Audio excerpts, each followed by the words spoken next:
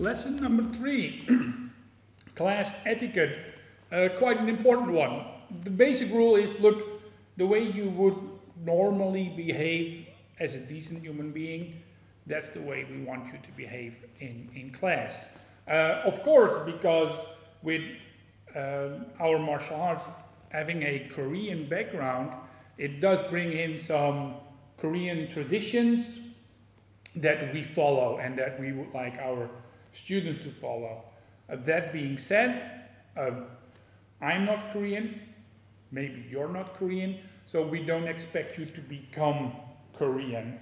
What we sometimes see in schools is that people try to be more Catholic than the Pope, so they try to act more Korean than Korean people actually would act. But of course, there are a few things, and especially when we have Korean teachers coming over, it is good to have a basic understanding of etiquette. But again, if you just act according to the etiquette of your own culture, if you act as a decent human being, that's fine. So that's rule number 1. In Korea, usually people, when they greet, they would do it by a bow. And then there are several bows. So a very polite bow would be where you would go in an angle of 90 degrees.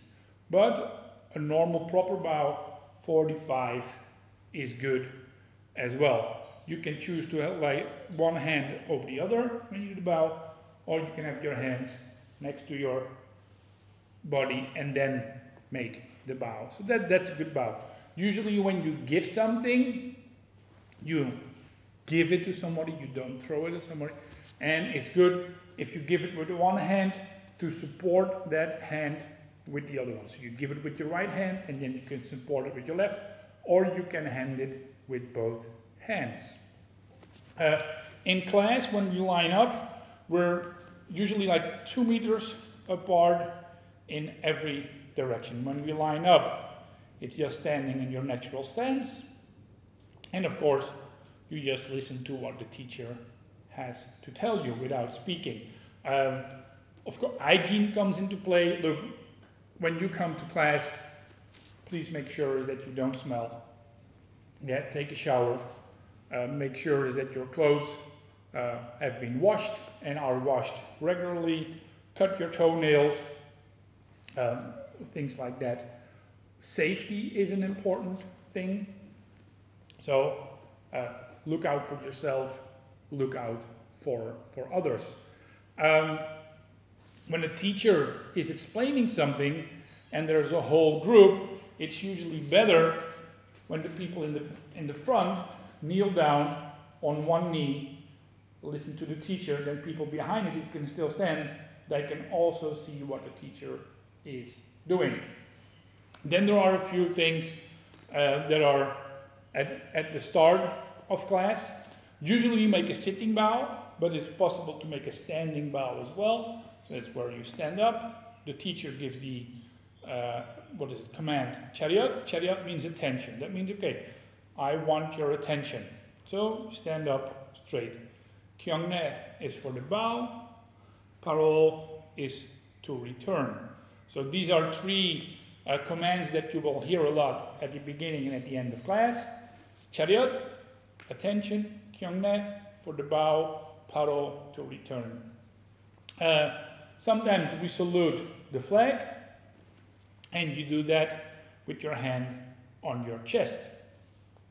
Kukie dayo kyongne is the command, but we don't expect you to become proficient in Korean, although if you want to, make sure you watch the whole course, and then you should salute with your hand on your chest. Again, parole, you return to your normal position.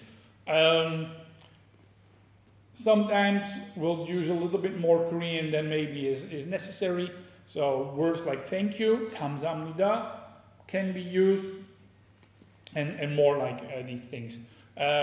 When in Korean, you've got titles for instructors. So you can have your sabomnim, who is your instructor, or your 관장님, who is like the owner of the school. Sometimes we translate it as like sabomnim being instructor, and then maybe a 관장님 being a master. The nim at end is a suffix, so Korean works a lot with suffix, that's honorific. So I could refer to you as being a sabomnim, but I cannot refer to myself as being a sabomnim. I would be a sabom without the nim suffix. Well, that's pretty much it when it comes to like the things that we do. I know there are schools that do a lot more with class etiquette. When we start class, so usually we sit down. So our basic bowing is to sit down. So the official way would be like to put down your left knee, your right knee, sit down. Then the teacher gives the command, chariot. So again, like sit up straight for attention. Kyongnae, put your hands down, make the bow, paro, and return. So let me do that one more time. Chariot, kyongnae, paro. In regular class, I would have students sitting next to me. When we end class, then the row on the right side is usually where the higher grade students are. Then the instructor will say majuba, which means like face each other. So that means that the other rows all turn to their right. So if I'm a lower ranked student, I will turn to the right. At the same time, the higher ranked students on the right hand side, they will turn to the left. Again, then the instructor will say chariot, kyongnae, paro, and when you return, you will say sugo 하셨습니다. So sugo 하셨습니다, which means something like job well done, you've worked hard, you give each other a compliment. When we bow to the instructor, so after we've been bowing to each other, then usually the assistant instructor who is at the front right, so he will say apro, so that means everybody turns to the front again, and then it's to the teacher. So chariot, sabomnim kyongnae, paro, and when getting up, you say 감사합니다. Okay, so chariot, kyongnae, paro, 감사합니다. And now it's time to return home. One more thing is, okay, I've been working very hard. My uniform is a little bit messy, and I have to straighten up my uniform. When I do that, I turn around away from the others. I straighten up my uniform, and then I return back. These are a few rules for class etiquette. Looking forward to the next lesson is how to put on your dobok and how to fold it. Quite important. See you again.